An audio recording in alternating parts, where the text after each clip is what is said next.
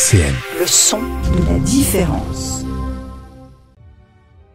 Bonsoir et bienvenue sur Grand Écran, l'émission cinéma de RCN. Et oui, donc avec cette petite musique à la fin, on a un petit peu reconnu le Maurice Jarre. Mais oui, le thème célèbre du désert. Exactement, le qui s'est magnifique transposé thème. dans tous les films sur le désert après, en Qui gros. a également forcément inspiré beaucoup de choses, que ce soit au niveau musical, au niveau du montage, au niveau même du côté épique, car donc c'est la bande-annonce du remaster de Laurence d'Arabie, car c'est notre sujet d'aujourd'hui. Et bonjour Antoine, comment tu vas ? Bonjour, ça va très bien. Écoutez, nous parlons d'un film qui est un film culte, et oui, pour une fois, le mot n'est pas galvaudé. Oui. C'est un véritable film culte qui a transformé le paysage du cinéma à l'époque. Transformer le paysage du cinéma, on va notamment revenir sur l'après également du film, parce que c'est quand même l'un des films, voire le film reconnu comme le plus grand film de l'histoire du cinéma britannique, même si c'est également quand même une petite production américaine derrière, d'une certaine manière. C'est anglais, forcément. Ouais. Alors c'est très très anglais. Ouais. Tout ce qui est anglais du XXe siècle, il y a un peu d'américain derrière, vous inquiétez pas. On va pas dire que c'est la colonie encore, on est encore très loin de ça. Mais oui, donc...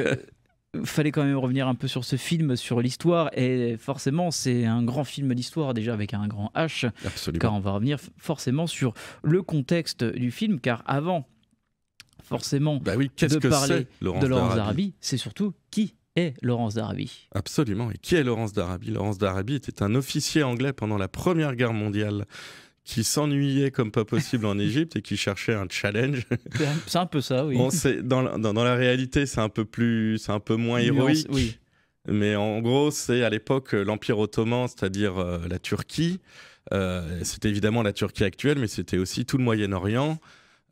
Et du coup, les Turcs étaient alliés aux Allemands et aux Autrichiens pendant la Première Guerre mondiale, et les Anglais, eux, qui lorgnaient à la fois sur les ressources pétrolières du Moyen-Orient et qui voyaient d'un très bon œil l'affaiblissement de l'Empire ottoman. À l'époque, l'Empire ottoman était considéré comme un animal faible en fait, en fin de vie. C'est ce que même avant la fin de la Première Guerre mondiale, avant même la Première Guerre mondiale. Pardon. Bien sûr, il était surnommé l'homme malade de l'Europe. Voilà, c'est ça. Tout à fait. Et du coup, évidemment, toutes les puissances occidentales étaient bien contentes de pouvoir se dire, tiens, et si on fomentait une révolte arabe pour affaiblir le pouvoir ottoman ?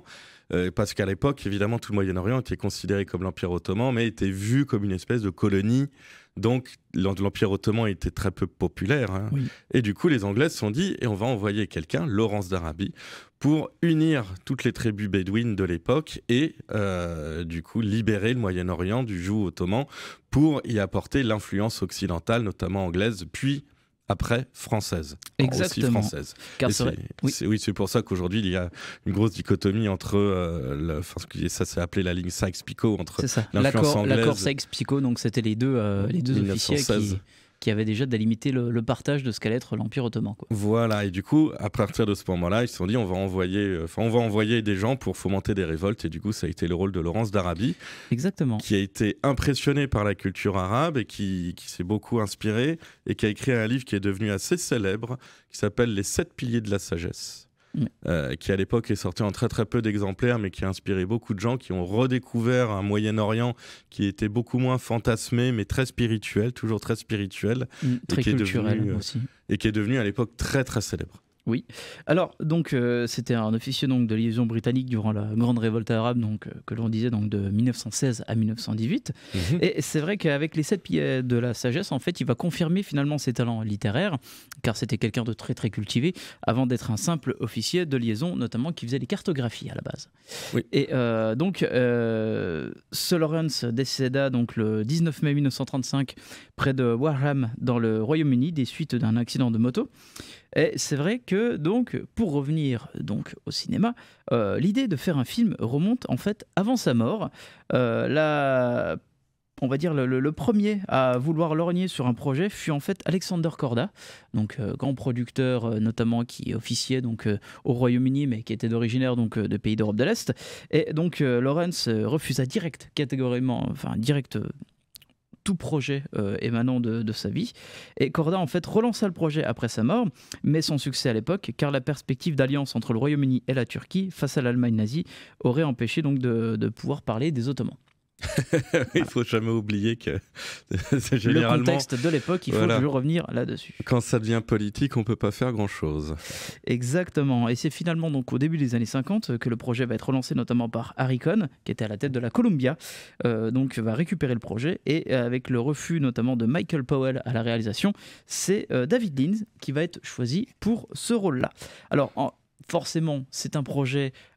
une production de longue haleine. Pourquoi ? Parce que forcément, ça va changer de main et de main comme d'habitude. En 58, donc Cohn va mourir malheureusement. Donc le producteur Sam Spiegel va tenter de remonter un partenariat avec la Columbia, cette fois-ci avec notamment plusieurs fonds britanniques sur ce projet. Et il va enfin réussir plus ou moins à relancer la machine, notamment avec David Lean, qui va également l'aider à la production, et qui va donc rester à la réalisation. Mais surtout, ils vont réussir à convaincre le frère donc de Thomas Lawrence de vendre les droits d'adaptation des 7 piliers de la sagesse. Ce qui n'était pas chose aisée à l'époque. Non, du tout. Et d'ailleurs, le frère de Lawrence, Lawrence d'Arabie le regrettera amèrement après avoir vu le film. Oui, alors qu'en fait, il avait accepté donc de vendre ses droits après avoir lu le premier ébauche de scénario donc faite par Michael Wilson. Et forcément... Quand on a une ébauche de scénario, forcément, il y a toujours du changement au fur et à mesure de l'histoire. Oui. Carlin va reprocher d'ailleurs à Wilson de ne pas avoir assez romancé l'histoire et d'imposer par là même sa personnalité dénuée de scrupules, notamment donc, qui montre l'escamotage de son masochisme, notamment de sa probable homosexualité au personnage. Wilson d'ailleurs va tirer sa révérence et c'est Spiegel qui va faire un peu en urgence faire appel à Robert Bolt pour remanier le script de 400 pages. Oui, puis Robert Bolt qui devait justement travailler seulement 2 mois sur le script, il travaillera 14 au final. Il devait travailler 2 ou 3 mois dessus et ensuite travailler sur une pièce de théâtre. Et au final, oui, les 14 mois du tournage sont passés dedans. Donc ça prouve aussi à quel point le film était chaotique, le tournage était chaotique parce que tout le temps il y avait des réécritures. Ah, on en reviendra là-dessus. On reviendra là-dessus, mais c'est assez complexe. C'est avant même le tournage, déjà, c'était quelque chose de monumental. Oui, surtout que Robert Bolt donc était là constamment aussi pour être le script doctor. Hein, donc c'était assez courant encore à cette époque d'avoir toujours un scénariste entre les mains pour remanier le script pendant le tournage. Hein. C'était toujours on va dire très normal. C'est resté quelque chose de normal. Hein. Aujourd'hui, les script doctors sont... Mais uniquement dans les grosses productions, tu vois ce que je veux dire. Oui. D'ailleurs, entre petites parenthèses, la célèbre Carrie Fisher, la princesse Leila, était une grande script doctor à Hollywood. Ne l'oublions pas. Exactement. D'ailleurs, beaucoup ont été script doctors dans leur carrière pour pas mal de réalisateurs même que l'on connaît dorénavant, comme j'ai oublié son nom. Lui, oui, voilà. Oh là là, c'est très célèbre. Voilà, bien évidemment. Et après, on le retrouve dans les films anecdotiques et notamment chez Marvel. Alors, c'est vrai qu'on va un petit peu revenir quand même aussi sur le casting, car il est très très important. Forcément, donc le rôle principal, donc Thomas Lawrence, le grand Lawrence d'Arabie, va être interprété finalement par Peter O'Toole, mais c'était pas le premier choix. Non, le tout premier choix, c'était Marlon Brando. Alors non, c'était Albert Finney. C'était Albert Finney. Je crois que c'était qui venait après Marlon Brando. Alors c'était Albert Finney au tout départ, mais Lean en fait le trouvait trop jeune, ce qui était le cas en fait pour ce rôle-là. Et Marlon Brando en fait a été approché, mais il a préféré faire Les Révoltés du Bounty, ce qui ne correspondait pas au programme. On va dire à l'organigramme du tournage. En fait, il y avait déjà Marlon Brando avait déjà travaillé avec Sam Spiegel sur Les Quais. Vous avez reçu l'Oscar, donc il était content de pouvoir retrouver un homme très bankable. Mais Marlon Brando a dit il est hors de question que je passe de 14 mois à chevaucher des chameaux. Barrez-vous. Qui peut se comprendre. La flemme de Brando, bien évidemment. Bien on la sûr. Et c'est vrai que en fait, Peter O'Toole en fait a été choisi après avoir été remarqué notamment dans le film Le jour où on dévalisa la Banque d'Angleterre. Et donc Sam Spiegel va le contacter directement. Et au départ, Peter O'Toole n'était pas très très chaud. Il l'a dit lui-même. Tout le monde sur Terre voulait jouer ce rôle, sauf moi. Disons que tout le monde savait que David Lean allait tourner dans le désert et ça enchantait quand même assez peu de monde. Tout le monde savait que la production serait longue, que les conditions seraient assez horribles. Et du coup, effectivement, c'était un film qui était déjà connu à l'époque, en fait. On savait que ce serait monumental. Du coup, il y avait à la fois des gens qui se bousculaient, en même temps, ça faisait peur à beaucoup de gens parce que tout le monde savait que le tournage serait fastidieux. Extrêmement fastidieux. Alors finalement, Peter O'Toole donc, va bien évidemment accepter le rôle et va même rentrer dans la peau du personnage. Il va se teindre les cheveux en blond, il va adopter la posture qu'avait Lawrence et notamment on va rencontrer certaines personnes qui vont directement lui signifier qu'il lui ressemble beaucoup, physiquement parlant, sauf la taille, parce que donc Lawrence plus petit, le vrai. faisait 1m76 et Peter O'Toole fait pas loin d'1m88. Oui. Donc c'est une petite différence de taille assez prenante. Et du coup, il s'est aussi beaucoup préparé, notamment en passant plusieurs mois dans le désert avec la garde nationale jordanienne pour lui montrer comment on vit à la bédouine. Et du coup, il a appris un petit peu l'arabe, il a appris les coutumes. C'est ça. Et en fait, il a tenu Peter O'Toole, s'est dit, je vais vraiment rentrer dans la peau de mon personnage. Il est parti un mois donc sur les lieux du tournage avant le début du tournage, enfin je veux dire un mois complet, donc il a quand même appris notamment à chevaucher des chameaux, à apprendre un peu la langue arabe, à vraiment tenir les us et coutumes de cette époque. Donc il a vraiment planifié son rôle de bout en bout. Oui, oui. Et d'ailleurs on en reparlera après, mais ça se voit dans le film parce qu'il est exceptionnel. Il est très très bon. Et d'ailleurs c'est pas le seul à être très bon dans ce film. Ah non, on a plein. Car on a aussi également d'excellents seconds rôles. Alors on peut notamment retrouver Anthony Quinn. D'ailleurs il a touché le jackpot pour le rôle donc de Oda Ibutaï, 400 000 $, c'est quand même plutôt une belle petite somme à l'époque. Oui, à l'époque, ça correspond à un sacré paquet de millions d'aujourd'hui. Voilà. Et par contre, pour le rôle du shérif Ali, c'était un personnage d'ailleurs partiellement fictif, qui a été un peu développé et remanié dans le script. Spiegel en fait a repéré un certain jeune acteur qui s'appelait donc Omar Sharif pour son rôle là, pour ce rôle-là, et du coup Omar Sharif s'est parfaitement intégré à l'équipe, il est devenu pote avec un peu tout le monde, il a fait sa carrière à Hollywood et en France, il est devenu la star que l'on connaissait et qui est d'ailleurs une des plus grandes stars internationales aujourd'hui, d'origine égyptienne. C'est vrai que c'était une des forces de Scott Spiegel aussi d'être un bon dénicheur de talent. Malgré les moultes refus qu'il a eu auparavant, parce que c'est vrai que par exemple rien que pour le rôle d'Ali, il devait y avoir Horst Buckles qui devait jouer ce rôle. Finalement il a préféré jouer dans un autre film qui était moins contraignant au niveau de tournage également, donc, et aussi un autre donc, du nom d'Alain Delon qui lui était déjà pris pour un autre film également. Oui, et il y a aussi, on parlait tout à l'heure de la princesse Leila et de Carrie Fisher, il y a une autre personne du casting de Star Wars qui est devenue très célèbre, Sir Alec Guinness. Oui, Alec Guinness, j'allais dire Anthony Quinn. Oui, Anthony Quinn. Là, Alec Guinness dans le rôle d'Anthony Quinn. Oui, qui jouait Jabba the Hutt dans Star Wars, Anthony Quinn, bien sûr. Donc Alec Guinness donc, va interpréter donc, le rôle du Prince Faisal. Prince Faisal, exactement, donc l'instigateur de la révolte arabe. Et donc ce personnage-là, très important d'ailleurs, il aura une importance capitale dans l'histoire, dans l'intrigue, dans sa relation avec Lawrence. Et c'est vrai que donc Alec Guinness, c'est pas la première fois qu'il bosse avec David Lean, car il l'avait notamment rencontré avant avec Le Pont de la rivière Kwai. Oui, c'est vrai qu'il a fait... Donc il y a un petit peu l'entourage de Lean aussi qui embellit le casting, notamment aussi on retrouve également Jack Hawkins dans les rôles d'officiers britanniques, pardon. Anthony Quayle aussi, qui a d'ailleurs exigé un cachet gigantesque parce qu'il trouvait qu'il n'y avait pas assez d'importance dans le film, et pour faire un petit peu chier le monde, il a dit non, moi je vais être payé plus qu'Omar Sharif et Peter O'Toole réunis, plus 25 000 $. Tout cela pour passer pour un idiot dans le film d'ailleurs. Voilà, c'est ça, c'est la fameuse guerre d'ego très connue des acteurs. Alors donc, une fois le casting passé, le tournage peut enfin se dérouler. Donc, le tournage commence donc le 15 mai 1961. Donc O'Toole, comme je le disais avant, donc il se trouvait déjà en Jordanie afin de s'habituer aux conditions météo et notamment d'apprendre à monter un chameau.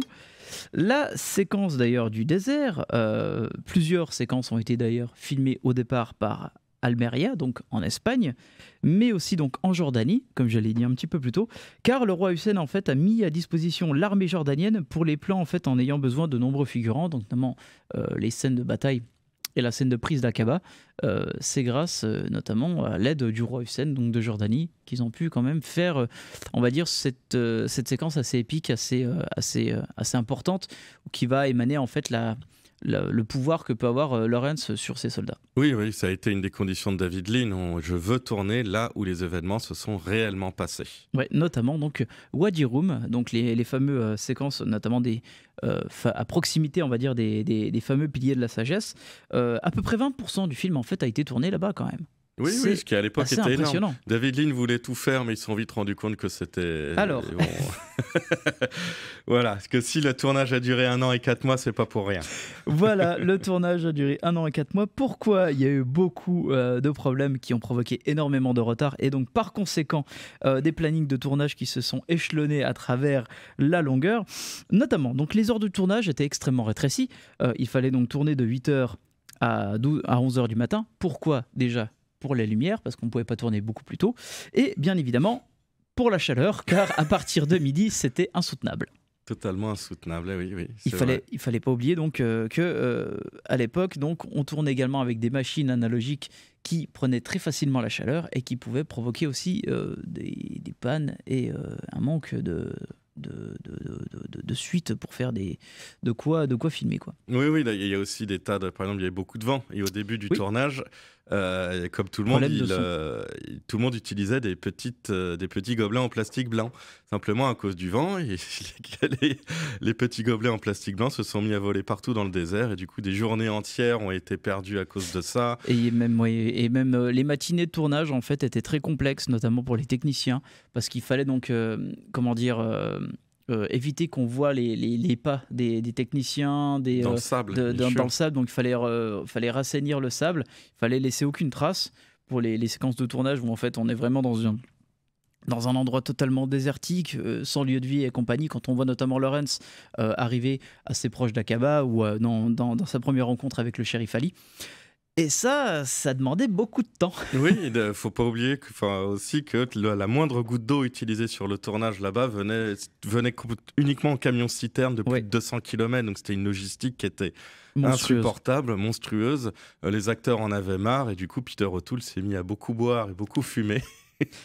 Des journées entières de tournage ont été supprimées ont été annulées parce que les acteurs étaient incapables de parler parce qu'ils étaient beaucoup trop sous. Ouais. Par exemple, une des plus célèbres scènes du film, la charge à Aqaba, qui a été tournée en Espagne, mais c'était aussi déjà le cas dans le désert de Jordanie.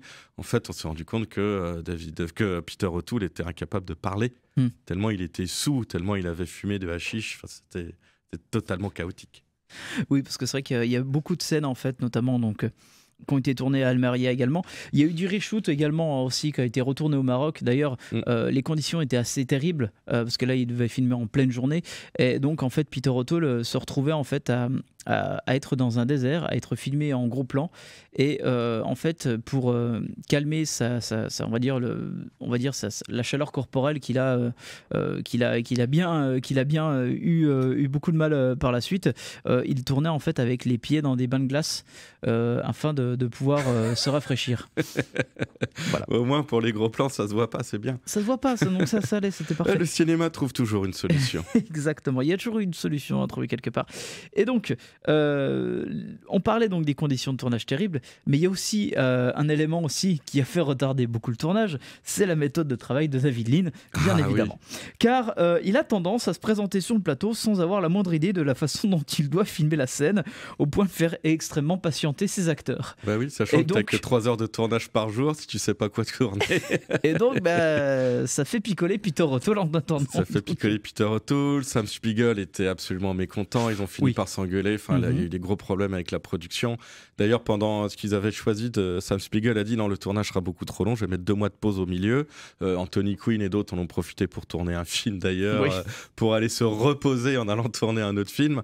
Et du coup, il a fini par imposer un tournage en Espagne où, à l'époque de Franco, il y avait des retours financiers plus acceptables, des conditions plus sympas pour les productions. Plus acceptables, et ça permettait de rentrer plus vite d'Angleterre, forcément, pour faire le montage. En 2 heures d'avion, t'es à Londres, t'es content. Voilà. Alors, donc, bien évidemment, David Lean, d'ailleurs, par ailleurs, David Lean, en fait, il avait une particularité également durant les séquences, durant les tournages, c'est il ne sympathisait pas avec ses comédiens en dehors du travail. Il craignait en fait le fait de ne plus pouvoir les diriger le jour suivant, d'être trop amical avec eux, et du coup Il voulait garder cette figure d'autorité un petit peu plus nécessaire quand les moments n'étaient pas, on va dire, anodins. C'est le travail de David Lean, on pourra en reparler pour l'analyse du film, mais il était tellement pointilleux qu'au final, Sam Spiegel a voulu, qu'il pensait que ça durait trop de temps, du coup il a fait venir un autre grand réalisateur, William Wyler, pour encourager David Lean et lui dire, regarde, il y a un réalisateur qui dit de plus te reposer sur les secondes équipes pour aller plus vite. Mais David Lean a dit, non mais moi je veux garder le contrôle sur absolument tout, et il est hors de question de laisser une seconde équipe tourner sans moi. Oui, oui. Oui, donc c'est vrai qu'il y a eu, en plus, en termes d'interruption de tournage, il y en a une autre, un petit peu plus différente, qui date donc du 17 septembre 1961. Est-ce que c'est toujours bon Oui, ok. Donc, il y a donc une interruption de tournage donc le 17 septembre 1961, donc suite à l'arrestation du scénariste Robert Bolt lors d'une manifestation en fait contre le désarmement nucléaire à Trafalgar Square. Donc il a été condamné à 1 mois de prison, donc ce n'est plus leur scénariste. Et donc Sam Spiegel est venu à la rescousse encore une fois de plus, donc il a tout fait pour le libérer et terminer les retouches du script à temps. Oui, ça on en reparlera après, mais Sam Spiegel a une grosse importance dans le film parce qu'il s'est quand même démené pour terminer le film, pour avoir les fonds suffisants et soutenir quand même un tournage d'1 an et demi. À l'époque, je crois, le film avait coûté 15 millions de dollars, c'était une somme gigantesque. Absolument. Ouais. Aujourd'hui, 15 millions, c'est le cachet d'un acteur, mais une grosse production, mais il ne faut pas oublier qu'à l'époque, c'était 100 fois le budget d'un film normal. Oui, c'est l'un des plus gros budgets de l'époque du cinéma britannique, parce que finalement, le film va rester sous le giron britannique, en fait, en termes de production. Donc, il ne va pas avoir le logo avec le petit drapeau Stars and Stripes, il va garder l'Union Jack sur le reliquat. Mais c'est vrai que donc en fait, ça va être un tournage complexe. Donc 1 an et demi, 1 an et 4 mois, c'est quand même extrêmement long pour cette époque. Oui, normalement un tournage c'est 1 mois et demi, quoi. Voilà, c'est un tournage de 2. Normalement, ça doit durer 2 mois. Mais forcément, force est de constater que le tournage se termine enfin. Et assisté de sa chef monteuse, donc Anne Coates, David Lean donc passe 2 mois sur le montage du film. C'est quand même, c'est pareil, c'est énorme, c'est immense. Il va travailler en fait 16 heures par jour. Il va réduire les rushs à un métrage de 222 minutes. C'est immense. Oui, 222 minutes, oui, c'est 180 minutes, 3 heures, donc ça fait 3h36, je crois. Voilà, c'est ça. 3h32. Et pour donc certains passages, 42. Dont un avec Lawrence soufflant sur une allumette, d'ailleurs, un peu avant le lever de soleil, il va notamment s'inspirer d'autres techniques que l'on va bien évidemment parler sur l'analyse du film. C'était quelqu'un de très intéressant d'ailleurs, David Lean, en termes de réalisateur, parce qu'en fait c'est quelqu'un qui sortait souvent de ses gonds, c'est-à-dire il avait il a une filmographie en fait qui parle pour lui-même d'une certaine manière. Ah oui, que des films gigantesques, Le Pont de la Rivière Kwai, Lawrence d'Arabie, le Docteur Zhivago, qui ont été des succès gigantesques à l'époque, grosse production. Docteur Zhivago qui d'ailleurs va retrouver Omar Sharif pour ce film. Tout à fait. D'ailleurs, parce qu'Omar Sharif a été engagé pour une série de 7 films, dont Lawrence d'Arabie, Docteur Zhivago. Je crois que c'est pas trop mal d'avoir ça sur son contrat. C'est pas mal. C'est pas mal. Et oui, du coup, effectivement, à l'époque, David Lean était considéré comme une espèce de Spielberg avant l'heure par ses productions gigantesques. Exactement. Et finalement, c'était la bonne personne pour ce film, d'une certaine manière, car il a réussi, on va dire, par insuffler un certain vent épique à travers ce film. C'est une grande fresque visuelle, mais également humaine. Lawrence d'Arabie, c'est tout d'abord la capture d'une certaine esthétique moyen-orientale. C'est un film à la portée historique, pertinente. Rarement un film d'ailleurs n'aura laissé une place aussi importante dans le cinéma. Et je trouve que d'ailleurs ces longues plages de silence, de quiétude, où l'image seule suffit à condenser les émotions, c'est la force du film en fait. C'est le peu de dialogue par moment qui est embelli par la musique de Maurice Jarre va montrer en fait toute la puissance cinématographique que peut porter le 7e art. À cette époque-là, c'était révolutionnaire aussi d'avoir déjà un tel thème, parce qu'à l'époque, les thèmes musicaux arabes étaient quelque chose de beaucoup plus cheap, beaucoup moins travaillé, alors que Maurice Jarre l'a vraiment élevé à quelque chose de très différent, de majestueux. Et c'est devenu aujourd'hui une espèce de poncif, même des films orientaux, où la musique doit avoir ce côté oriental majestueux. Mais en fait, c'est une... Parce qu'à l'époque, il y avait, je crois, aussi Benjamin Britten et une autre personne qui devait travailler sur le film. Chacun avait les ambiances anglaises, ambiance arabe, voilà, etc. Mais personne n'était vraiment content de ce qui s'est passé, à part pour la musique de Maurice Jarre. Et du coup, David Lean et Sam Spiegel ont dit à Maurice Jarre qu'est-ce que tu as sous le bras pour tout le reste du film? Ils ont été absolument impressionnés. Ils lui ont dit maintenant, tu as 6 semaines pour les 4 heures du film. C'est un peu ça. Ce qui est une tâche quasiment impossible, mais il l'a mené à bien et c'est devenu quelque chose d'extraordinaire. C'est ça, parce qu'en plus, Maurice Jarre n'était pas le premier choix de David Lean. Il voulait à la base Malcolm Arnold, qui a donc fait la musique du Pont de la rivière Kwai, qui était oscarisé même pour le film, et aussi William Walton. Mais en fait, les 2 premiers ont regardé le montage du film, ils ont fait non, on sait pas quoi faire, on sait pas trop croire à cette épopée, ni insuffler une quelconque âme derrière ce film. Et donc Maurice Jarre est finalement venu derrière tout ça, grâce notamment encore à Sam Spiegel, quoi. Donc, Ah non, et puis Maurice Jarre a vraiment insufflé quelque chose de nouveau dans le film et qui est devenu, c'est aussi largement participé au succès. Exactement, surtout encore, cette musique très reconnaissable en fait, du film. Elle est superbe. Et d'ailleurs, c'est aussi ça la force du film, c'est l'évasion du spectateur qui devient finalement totale en fait. Elle est exponentielle par rapport au format du film, parce qu'on a l'impression, et comme tu l'as dit un peu en off, on voit que David Lean, en fait, l'une de ses principales aspirations, je pense, pour ses grands plans d'ensemble, ses plans panoramiques monstrueux, notamment on va dire des coins de Wadi Rum, c'est très inspiré du western de l'époque de John Ford, et notamment donc de La prisonnière du désert. Il regardait le film quasiment tous les jours pour s'en inspirer, bien sûr. Et en fait, David Lean s'est dit qu'il devait faire un film d'abord sur le désert. Oui. C'est la culture arabe peut-être, un petit peu de temps en temps, sachant qu'elle est quand même, ça reste des poncifs de l'époque, elle est légèrement caricaturée, pardon.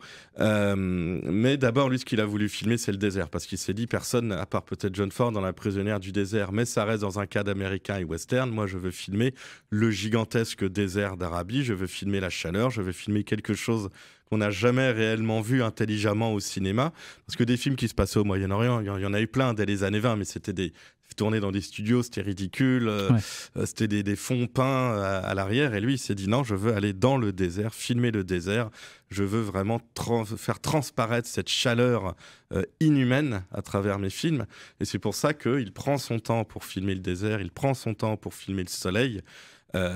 Et les gens à l'époque ont été totalement estomaqués de se rendre compte. Nous, effectivement, on a un petit peu plus l'occasion de voir le désert à travers tous les documentaires qu'on a à portée de main dans les réseaux sociaux, les machins. On a des vidéos de partout. À l'époque, c'était nouveau. Les gens ne connaissaient pas vraiment. Quand on voit les lieux de tournage, par exemple, la célèbre scène où le camp se fait bombarder par un avion, on a un plan d'ensemble où on a des rochers qui font des falaises de 200 ou 300 mètres de haut. Abrupte. En dessous, on a des chameaux et des tentes. Et en fait, tout cela est réel. Oui. Il n'y a pas un gramme d'effet spécial. Et non. C'est gigantissime. C'est un brio technique, d'une certaine manière, de la part de Lean, mais aussi, il faut le signaler, de son chef opérateur, donc... j'ai oublié son nom, Freddie Young, pardon, qui a fait un travail absolument monumental dessus, quoi. C'est vraiment un travail d'équipe aussi, d'une certaine manière, dans ce film. David Lean s'est entouré des meilleurs, comme d'habitude. Et du coup, effectivement, tout ce groupe de talents a réussi à sortir un film époustouflant. Moi, ce qui m'a beaucoup marqué, on en parlait tout à l'heure aussi, c'était Anne Coates, je crois, la monteuse du film, qui a inspiré à David Lean une technique qui est lorsque Peter O'Toole souffle sur son allumette en gros plan, il y a normalement un fondu enchaîné sur les images du désert. Simplement, elle a dit non, on va faire un petit peu comme fait la nouvelle vague française en ce moment. On va pas faire un fondu enchaîné, on va faire une coupe brute. Et effectivement, quand je l'ai revu au cinéma l'année dernière, j'avais jamais vu au cinéma, le plan est absolument époustouflant. On a vraiment ce gros plan sur la bouche et l'allumette soufflée, et tout d'un coup, boum, le soleil qui se lève sur un désert, il y a sur des kilomètres et des kilomètres.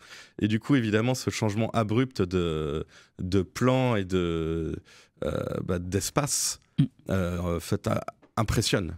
On est littéralement impressionné. Ça épouse en fait l'impitoyable nature du désert, mais aussi qui a cette espèce d'amour contagieux en fait. Il y a une fascination débordante dans ce film, sur le lieu, sur la façon de vivre dans ces milieux, dans ces conditions absolument dantesques. Et c'est ça aussi, Laurence d'Arabie, c'est une grande fresque en fait. C'est vraiment quelque chose de plus porté sur l'aventure que sur le contexte de guerre, parce que finalement, il ne faut pas l'oublier, c'est qu'à la base, c'est une révolte guerrière dans l'histoire, quoi. Oui, en fait, David Lean en parle un petit peu de cette révolte guerrière, mais ce qu'il veut laisser place, c'est d'abord effectivement une espèce de culture arabe qui est naissante et qui est fougueuse. C'est pareil, c'est encore un côté quelque part un peu cliché, mais à l'époque, il fallait quand même faire avec, et il fallait montrer les Arabes comme étant tous fougueux, fiers, mais du coup, pour participer justement à ce sentiment d'aventure, à ce côté inhumain, à ce côté extra-humain, surhumain. Et effectivement, c'est pour ça que quand il filme des charges de 150 chameaux avec plus de 600 soldats, je le répète, il n'y a pas un gramme d'effet spécial.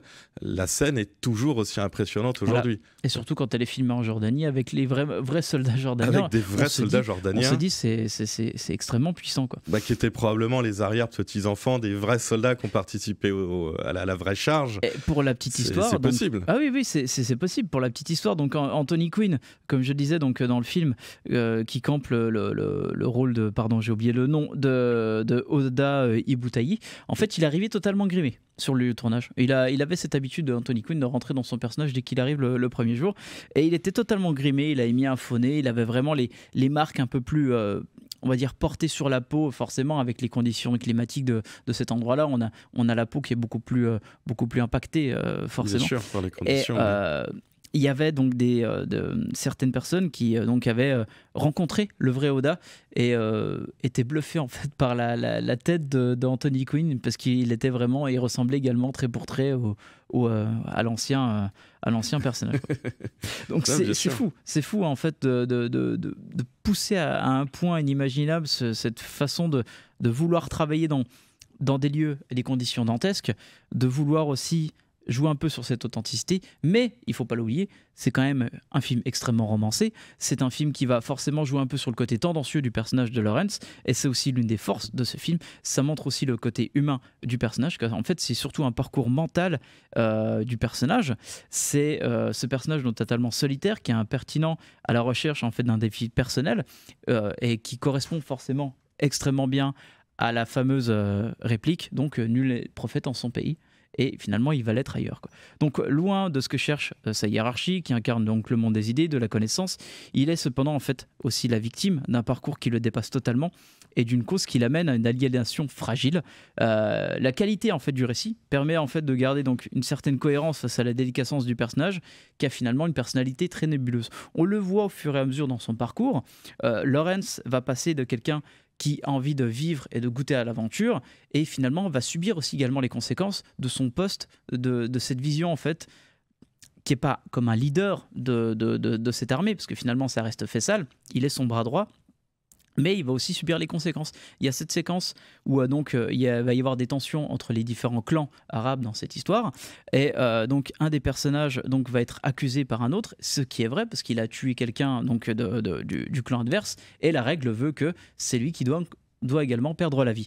Et là donc Lawrence comprend ces conséquences, va accepter d'être le bourreau et va quand même tuer, alors on l'a pas vu tuer quelqu'un auparavant, en fait. Oui, il n'a jamais tué quelqu'un avant. Jamais. Et il va sortir cette réplique que je trouve absolument extraordinaire. J'y ai pris goût.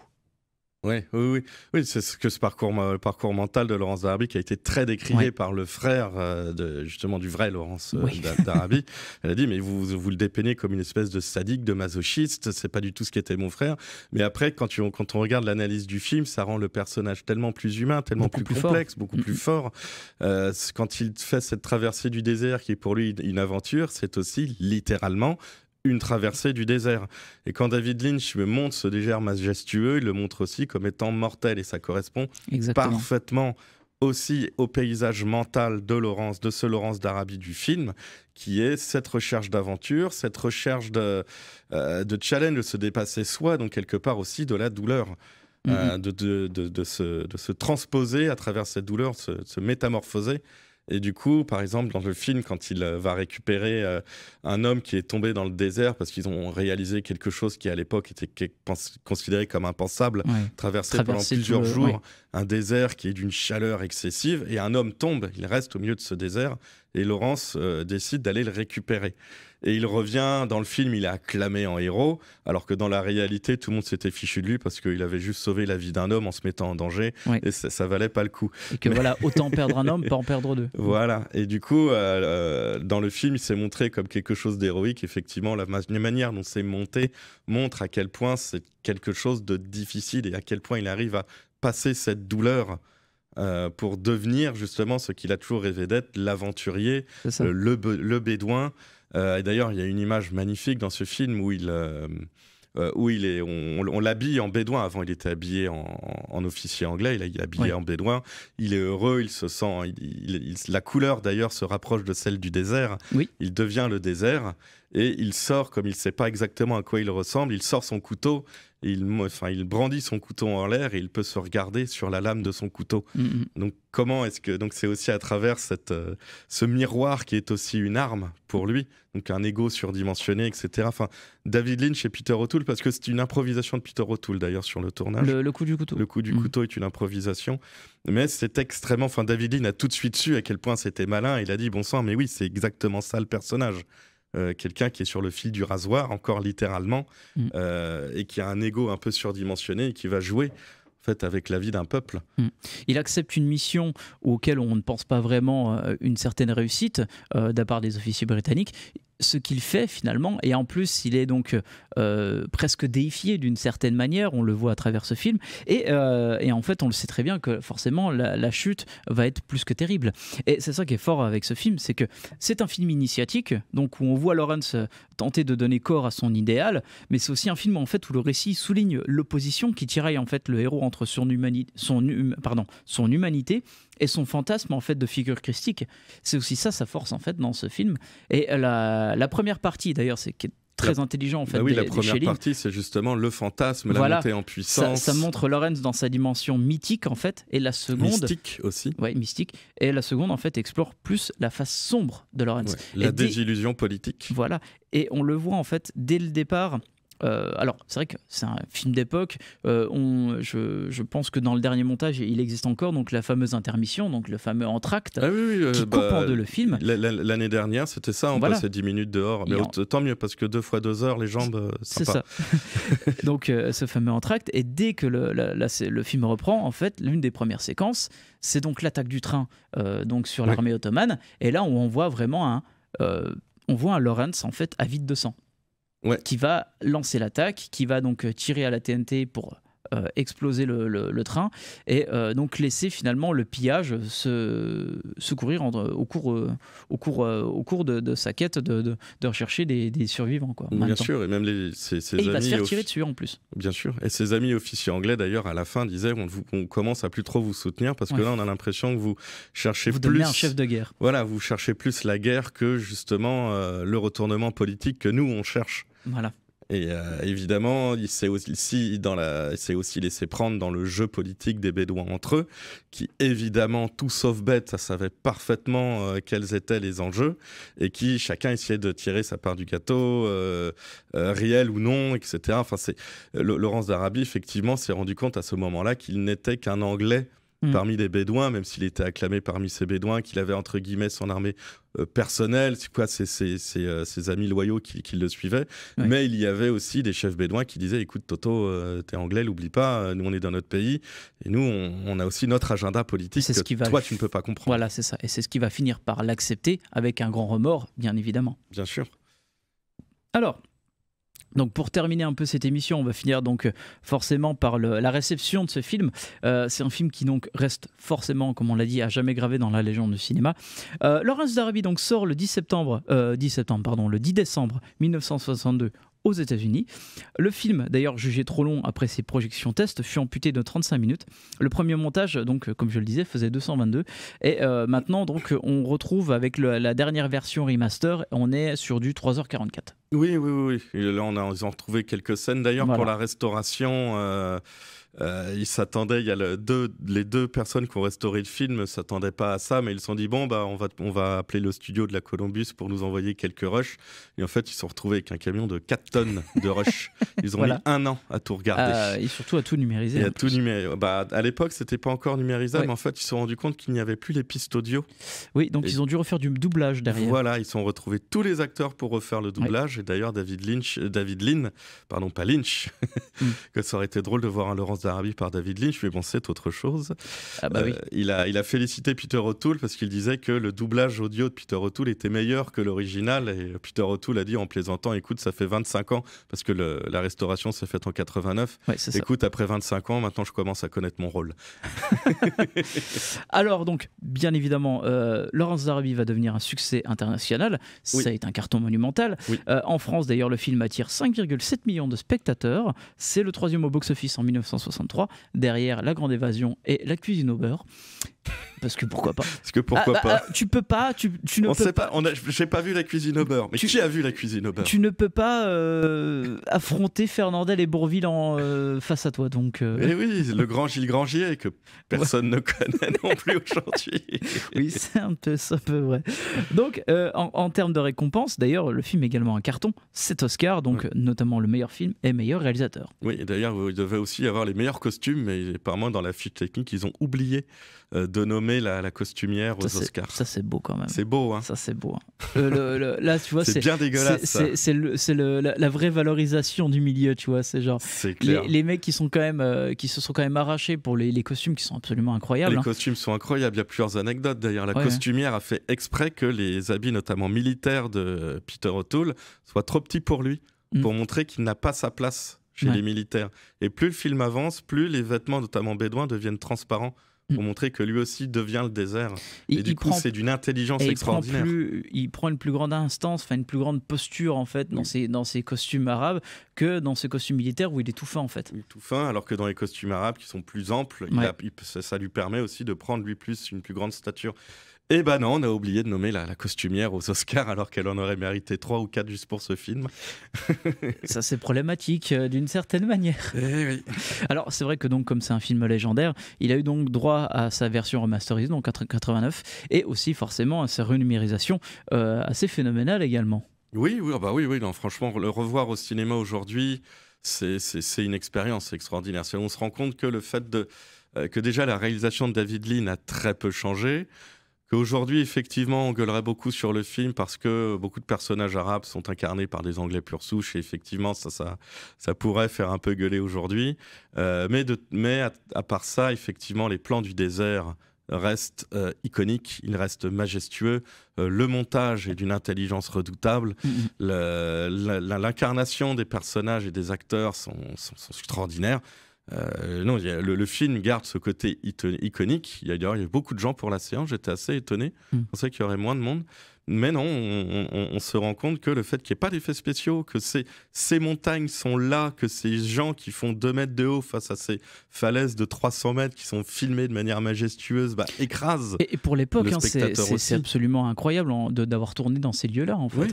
Oui, mais c'est des lieux où on est allé. Comme il y a eu beaucoup de guerres après, aujourd'hui il y a des menaces de toutes sortes. On va beaucoup moins tourner dans ces coins-là, mais faut pas oublier que ces paysages il y a encore des tas de paysages dans ces coins-là. Encore que la Jordanie, ça va encore, on peut facilement. Jordanie, oui, c'est un lieu un peu safe aujourd'hui. Ce qui a d'ailleurs provoqué aussi, d'une certaine manière, l'incompréhension de Michael Bay quand Spielberg lui avait demandé de tourner notamment une séquence de Transformers en Jordanie. Et en fait, pour la petite anecdote, donc ils ont tourné en Jordanie et le soir même, en fait, Spielberg était là à la production et donc invite toute l'équipe à voir Laurence d'Arabie. Et il se retourne vers Michael Bay. Il a fait, tu vois, le lieu où tu as tourné aujourd'hui, c'est là. Et il fait, ah oui, effectivement, je l'avais jamais vu comme ça. Tu vois, Michael Bay, j'ai jamais vu ce film. Non, mais d'ailleurs aussi, par exemple, une des très très célèbres scènes de l'explosion du train où effectivement on a reconstruit une reconstruction totale, avec même les chemins de fer et tout le bordel. On a recréé une ligne de train, on a recréé un train et en un seul plan, on a fait un train tout pété, un train et avec des centaines de bédouins qui dévalent la colline. Aujourd'hui, ça coûterait beaucoup trop cher de faire ça, ce serait impossible. Et c'est là aussi mon admiration génération pour ce film. C'est une prise de risque qui n'a jamais quasiment été réitérée. Et quand ils sont allés visiter le désert pour aller repérer notamment les lieux du tournage, eh ben, ils ont retrouvé le train qui n'avait quasiment pas rouillé tellement il n'y a pas d'oxygène dans l'air. Oui, c'est ça. Du coup, le train était quasiment là, intact. Et du coup, ça doit quand même être assez fou de se dire que 50 ans plus tard, tu reviens sur les mêmes lieux et tu te rends compte que les mêmes objets sont toujours là, n'ont pas bougé. En fait, il y a quand même comme si tout était aspiré par le temps. Et je pense que ça a dû beaucoup inspirer David Lean, justement, le fait d'arrêter le temps comme ça. Lui, c'est ce qu'il a toujours voulu voir, justement, dans ce désert, quelque chose d'intemporel. De quelque chose de très intemporel et surtout, en fait, d'avoir de vrais tableaux. Et ça se voit forcément à travers ce film.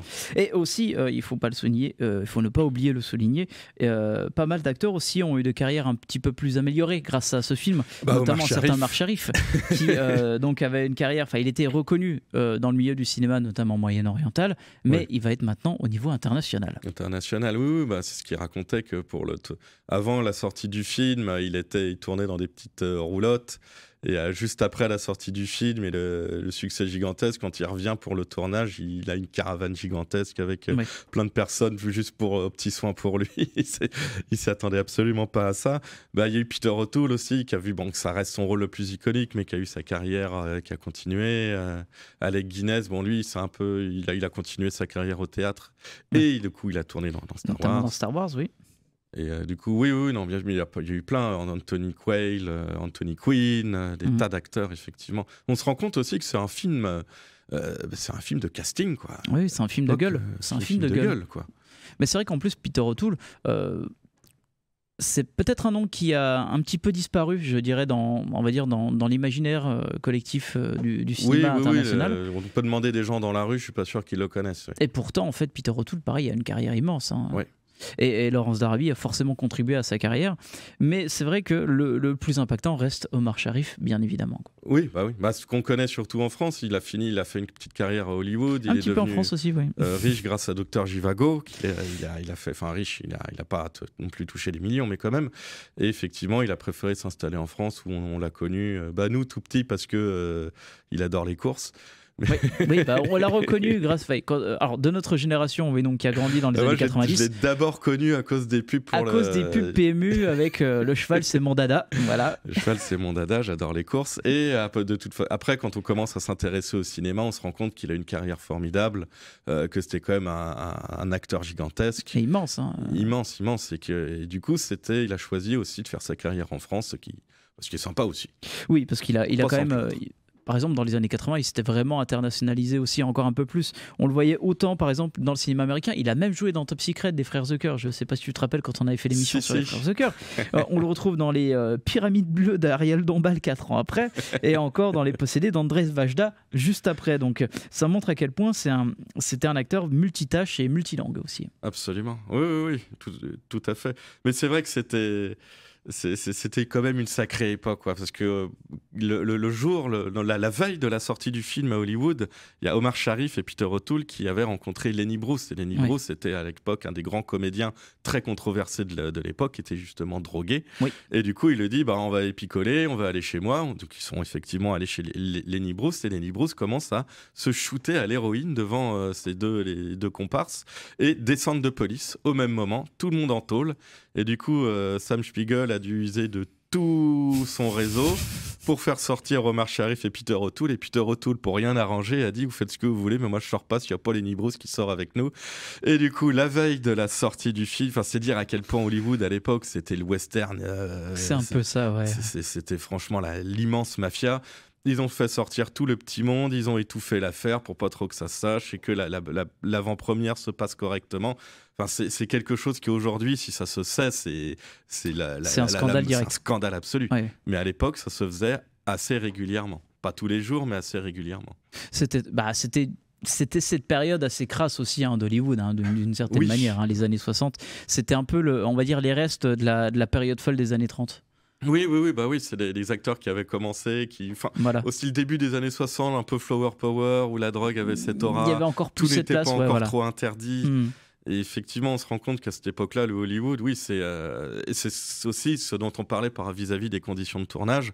aujourd'hui, quand un film à gros budget va tourner, par exemple, continuons sur Star Wars, le réveil de la Force, où ils sont allés à Abu Dhabi, je crois. Ils sont allés aux Émirats Arabes Unis tourner certaines scènes du désert, qui est tout aussi chaud quasiment que le désert arabe, un peu moins, mais tout de même. Les conditions de tournage n'ont plus rien à voir. Tout le monde est au petit soin. Il y a le tourisme derrière. Abu Dhabi, c'est le tourisme aussi. Hein. Voilà, mais l'eau n'est pas si loin.